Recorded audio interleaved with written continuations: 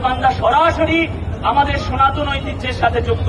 মহাভারতে আপনারা দেখেছেন বিরাট রাজা, সেই বিরাট রাজা আপনি যদি এখনো বেশি কিছু দরকার নাই, আপনি যদি উইকিপিডিয়াতে যান গাইবান্ধার ইতিহাস, শুধু উইকিপিডিয়াতে যান, দেখুন গাইবান্ধার ইতিহাস কি স্পষ্ট করে গাইবান্ধার হিস্ট্রিতে লেখা আছে যে 5200 বছর আগে বিরাট রাজা 60,000 গাভী যেখানে বাঁধা হতো, এত গাভী বাঁধা হতো দেখে তার গাভী চারণ ক্ষেত্র ছিল এই গাইবান্ধা, এই কারণে জায়গাটার নাম গাইবান্ধা।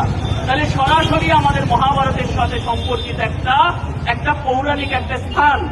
সেই জায়গাটায় এমনকি আপনি যদি যেই গাইবান্ধাতে যে অধিকাংশ জায়গাগুলোতে আপনি দেখবেন এই গোবিন্দগঞ্জ বা সুন্দরগঞ্জ, সেখানে রংপুরে যে তাজহাট জমিদার তাদেরই নামে হয়েছে, তাদেরই অবদানে হয়েছে। যেই পলাশবাড়িতে এই সমস্যা, সেই পলাশবাড়িতে ওইখানের যে স্থানীয় হিন্দু জমিদার তাদের 101টা দিঘিখনন তারা করেছে, সেই দিঘির জল আপনারা পান করছেন না। 101টা দিঘির জল কারা পান করছে? সংখ্যাগরিষ্ঠরাই পান করছেন। সংখ্যালঘুরা কতটুকুন?